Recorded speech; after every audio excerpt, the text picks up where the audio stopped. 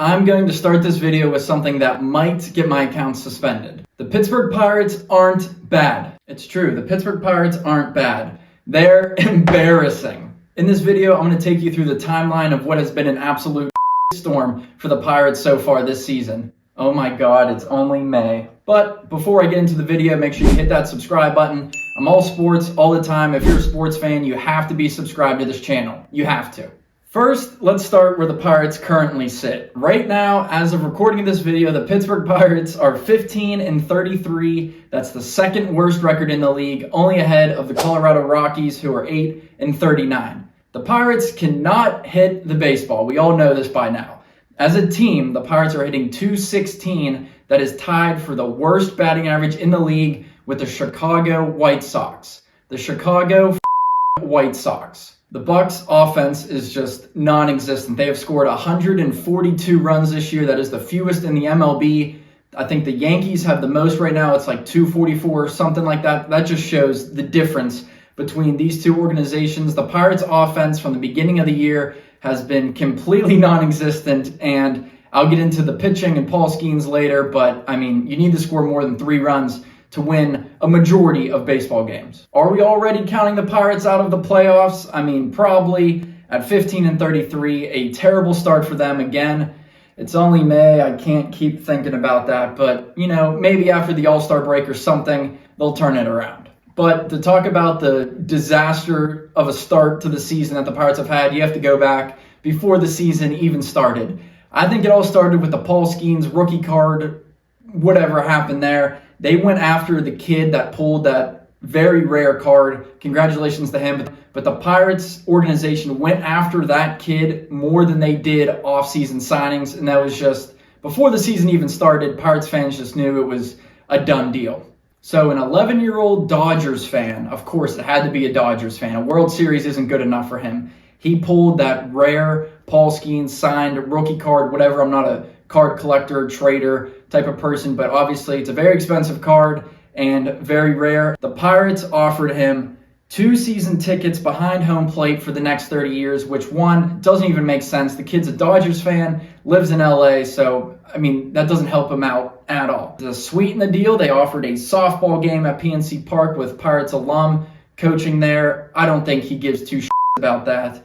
And a meet and greet with Paul Skeens, that would be pretty cool, but that's just like a once-in-a-lifetime, one-day done deal type of thing. 2 signed jerseys, which would be pretty cool. And finally, Livy Dunn had to step up and try to help. She offered a meet and greet and to sit in the suite with her. I mean, I highly doubt that kid cares about sitting with Livy Dunn during a Pirates game. He sold that card to auction for $1.1 million. Good on him. He passed up all those other opportunities by the Pirates were really just what were embarrassing for Pirates fans to see, that they went after that kid so heavily. So you might not remember the amazing offseason that the Pirates had this year. All these free agents throwing some money out, how great pickups they had to try to help and improve this roster. Pirates front office said this is the deepest team that they've ever had, and I mean, maybe they're deep, but they just suck.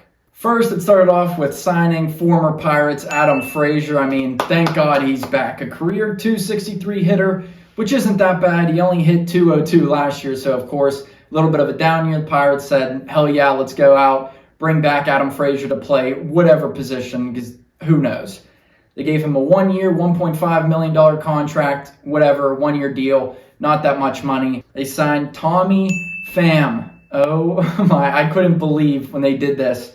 They give him a 1-year deal, but $4 million. And if you have watched the games this year, he can't even catch fly balls anymore. He strikes out, just a liability on the field, off the field. He was waiting for Uber Eats or whatever outside the stadium, maybe trying to get a Paul Skeens bobblehead. It was on that date, but he's been an absolute disaster of a player this season. He's hitting .255 in his career. Last year, he hit .247. I mean, with the signing of him, I didn't expect anything, but he has been worse than I think Pirates fans have imagined. But the big offseason signing, Spencer Horwitz, the first baseman from the Toronto Blue Jays. He's a career .264 hitter. Not a terrible batting average, but I think the worst part is Horwitz had a lingering wrist injury that made him miss a bunch of games in his career. The Pirates knew about that and still signed him. They gave him less than $1 million. It was like $700,000 on a one-year deal. Like, not a lot of money, but they have to go out and get somebody that's going to contribute to this team. I don't even know what his stats are right now. He's played a couple games for the Pirates. I didn't expect him to have a good year or anything, but that wrist injury, he missed the first month and a half of the season. Charrington, Nutting, they knew about it. They took a risk to sign him, knowing that he's probably not even going to do anything for this team. The offseason was just horrible for the Pirates. They did not get better whatsoever, and we're seeing it now as, again, we're only in May. Fast forward to opening day, the home opener for the Pirates. Bob Nutting walking through the stadium, people screaming and chanting, "Sell the team." Right at him to his face as he just continues to smile, make his way through PNC Park. He doesn't let any of that bother him. And I don't know how. I mean, his career, he has just been a disaster. Sell the team chants have flooded the city of Pittsburgh. I mean, during Steelers games, Penguins games, the crowd chanting, "Sell the team." I don't know how he goes day to day living knowing that this is the only thing that people want him to do in his life. Go forward a couple more weeks into the season. A closer who was an all-star a couple years ago, David Bednar, the Pittsburgh boy. People say if he wasn't from Pittsburgh, he wouldn't be on this team, and I can agree with that, along with many other fans. He was absolutely horrible at the beginning of the season. He was credited with 2 losses in the first 3 games of the season versus the Marlins. I mean, you couldn't have started the season any worse if you were a closer. April 1st, we could barely even get through a couple weeks of the season before the Pirates' starting closer got sent down to AAA Indianapolis. He had some good progress down there, I'll say. He has been better in the month of May, except for recently. I don't remember which game it was, but he gave up 2 runs. They took him out of the game, of course. Big smile on his face as he walked off the field. I mean, just a terrible look for him, the Pirates, Pittsburgh. I mean, oh, this is so frustrating to do. When you smile when you get pulled off of the mound, that's just a terrible look. David Bednar has sucked this year. Colin Holderman has sucked out of the bullpen. I didn't go too deep in the stats because it's not even worth looking at. Again, the team's not bad. They're embarrassing. Now we start to get into some of the off-field stuff, like upper management level type of stuff. Couple weeks into the season, the Pirates' right field wall is called the Clemente Wall. Roberto Clemente, one of the best players of all time, blah, blah, blah, all of his accomplishments with the Pirates. He has a patch up on the right field wall, the Clemente Wall, with his number honoring him and his legacy. They replaced that with a giant Surfside can. I guess it's an advertisement, but I don't know how tall it was, but a giant Surfside can was in place of the Clemente patch on the Clemente Wall. Now, don't get me wrong, Surfsides are very delicious, very good drinks. Drink responsibly if you have them because they taste like nothing. But you do not put up an alcohol or any sort of advertisement on the Clemente Wall taking down the Clemente patch. Then we go to the Bucco Bricks. I don't really know a whole lot about it, but they were in the news. They were in the stadium. They have names of loved ones and people. I'm pretty sure they paid to have those there. They just went missing. The Pirates took them out. The Bucco Bricks went missing. The Pirates didn't really offer up any sort of explanation on that, but they did say that you can get replacement bricks if you had them in there. That whole thing was just a disaster. They ended up in a landfill or something. I don't know, but it just continues to show the stupidity of this organization, not only on the field and how bad they're playing and have been playing, but the organization as a whole from top to bottom has just been a disgrace. April 20th in a series versus the Cleveland Guardians. 420, supposed to be a nice, happy day for everybody. If you were watching the Pirates broadcast on Sportsnet Pittsburgh, you could clearly hear chants of "Sell the team." It went on for a lot of seconds, and then behind the scenes, the audio guy, whoever was in charge, they cut those Nat mics out so you couldn't hear it anymore. 1 strike. Gonzardo. I mean, it's not that big of a deal, but if you're a Pirates fan, or really anybody watching that game and you heard that, that is just so embarrassing. There's a theme here. The Pirates just embarrassing. The organization flat out embarrassing. Then a couple days later, I've never seen anything like this. The beginning of May, a Pirates usher getting into a fight with a fan. In that fight, many punches thrown. The dude spit in his face. There was even a belt beating, and the usher taking off his belt and whipping this fan. I assume the fan was drunk. I don't really know the whole story. The usher did get suspended, of course. I mean, you can't just do that. But that was a total beatdown. And again, something else embarrassing for the Pirates. The fan, I assume, is going to get banned from the stadium. That's what I would do. But you can't have that going on in your stadium. I mean, there's fans that fight each other. That's not right either. But the tempers run high. People get frustrated. But if you work for the Pittsburgh Pirates at PNC Park like this guy, you can't be whipping fans with your belt. Throughout this season, there's been a lot of lows, very little highs. They've had a walk-off win or two, which are exciting. Don Kelly, his first game as manager, he got a win, so that was good on him. He's already been ejected a couple times, which I think is awesome, but the team just sucks.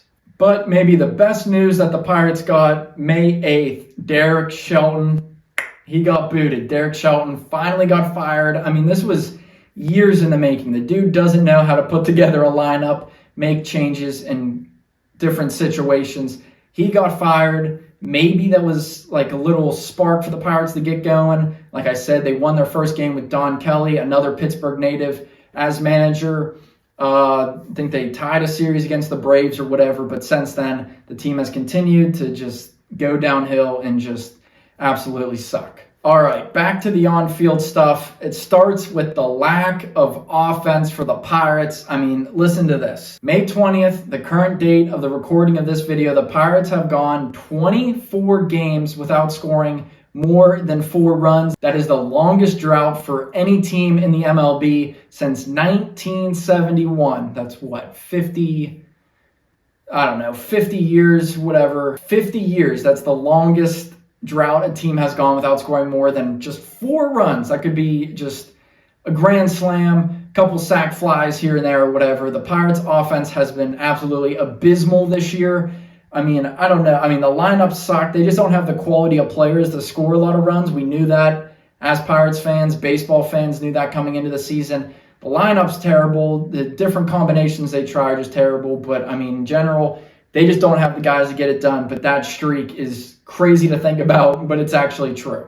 Bryan Reynolds, my God. The guy that was supposed to be kind of the hero, the knight in shining armor for the Pirates. He signed that 8-year, $106 million contract back in 2023. He was an all-star a couple years ago.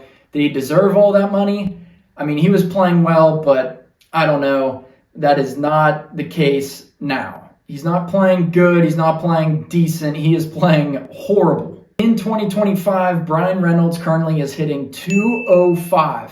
He's almost in the 100s for batting average. He's hitting .205, a .330 slugging percentage. There are a bunch of players hitting close or higher than a .330 average, and his slugging percentage is .330. He has a negative .9 WAR. I mean, he's just been disgusting this year for the Pirates, turning out to be a waste of money that they could have used on free agents, different types of guys. Do I think he'll turn it around in the second half of the season as we get deeper into the season?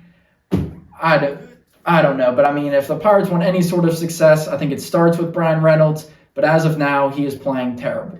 Now we get the Paul Skeens. Paul, if you see this, I apologize. You had no idea what you were getting into when you got drafted by the Pirates. You are a phenomenal pitcher. Paul Skeens might end up being one of the best pitchers of all time. The beginning of his career is just being flat out wasted here in Pittsburgh. He loves it in Pittsburgh. He said that him and Livy like being in Pittsburgh, and the Pirates are doing nothing to help him out, to even his record's not even good. He's pitching extremely well, obviously, shattering records, Cy Young. He has a chance to win it every single year, one Rookie of the Year, and the Pirates are just wasting his career and doing absolutely nothing to help him out. May 18th, just a couple days ago, Paul Skeens had his first career complete game versus the Philadelphia Phillies, one of the best teams in the league, one of the best lineups in the league. He absolutely shut them down. He only gave up 3 hits, 1 run, 1 walk, 9 strikeouts. Phenomenal performance, a great outing by Paul Skeens. The Pirates lost that game 1-0. I mean, he can't give up 0 runs every single game. He gave up 1 run. The Pirates couldn't even tie it to give somebody else a chance to win, but instead he gets credited with the loss. The Pirates had a complete game, only giving up 1 run from Paul Skeens, and they lost. I mean, that is going to go down as one of the most embarrassing performances from the Pirates this season. I mean, it has to be. Paul, as Pirates fans, we are so sincerely sorry for what you have to go through. At this point, and I don't blame him, he might end up requesting a trade by the end of the year. I mean, once his contract is up, the Pirates definitely aren't going to repay him because he deserves to be making the most money probably from any player, definitely any pitcher in the MLB. I mean, let's be honest, he's going to be on the Red Sox or Dodgers or Yankees or something at the end of his contract if he doesn't end up getting traded by the end of this season. I don't blame him for wanting to be out of Pittsburgh. It's a great city. If Cherington and Nutting would want to do anything to improve this team, but they just sit on their stacks of money and continue to do nothing. I mean, Skeens just looks absolutely miserable on the bench after every loss. He just sits there, straight face, like he just looks straight up depressed, and I feel so bad for him. I mean, he's just so good. As a Pirates fan, Pirates fans across Pittsburgh, and if there are any in other states across the country, they want to see him succeed. This team has to succeed. I mean, I miss the smiling, bubbly Paul Skeens at times. He breaks out of his shell a little bit when the team was doing well and he was pitching well, but we just haven't seen that this year, and I don't think we're going to see it at all the rest of this year. Hey, if you didn't know, Skeens had a complete game versus the Phillies and lost 1-0, but listen to this. That was the 6th time, that the Pirates have lost when Skeens has allowed 1 run or fewer.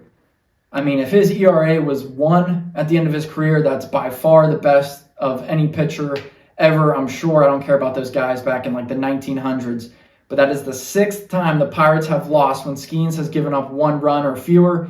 Maybe he hasn't always gone a complete game, obviously, because that was his first one. If he goes 6 or 7 innings, I mean, that's still great, only giving up 1 run. 6 times in 33 career starts, the Pirates have lost when Skeens has given up 1 run or fewer. I mean, that is absolutely mind-blowing to hear that. The lineups that get sent out every single game are just horrible.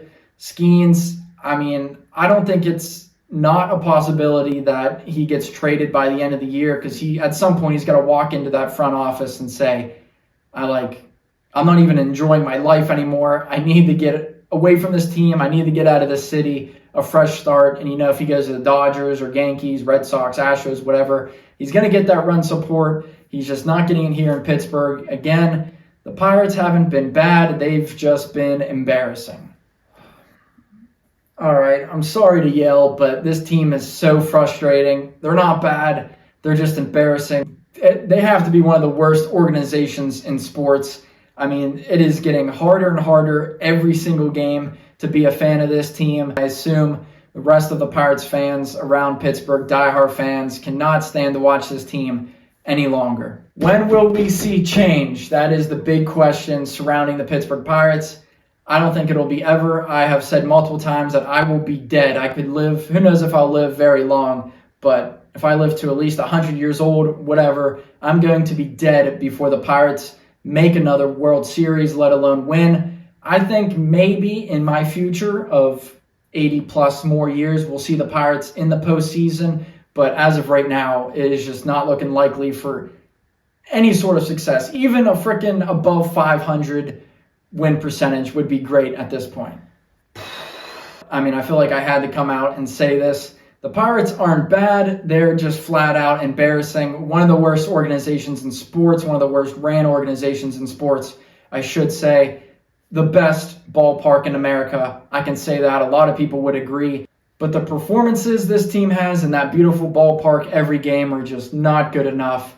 I mean, eventually the team might just disintegrate and go away, and Pittsburgh's not going to have an MLB team anymore, especially if they keep doing what they're doing now and just sucking. All right, thank you for watching. This might end up being a little bit longer. I didn't want to ramble, but this team is just terrible, and so many negative thoughts come to my head every single day. Make sure you hit that subscribe button. Comment below your thoughts on the Pittsburgh Pirates. Will they ever be good in the future? We'll probably all be dead, and hopefully our kids can see this video one day and see what the Pirates used to be if they end up being good 100, 200 years in the future from now. But my God, as of now, the Pittsburgh Pirates, probably the worst organization in sports.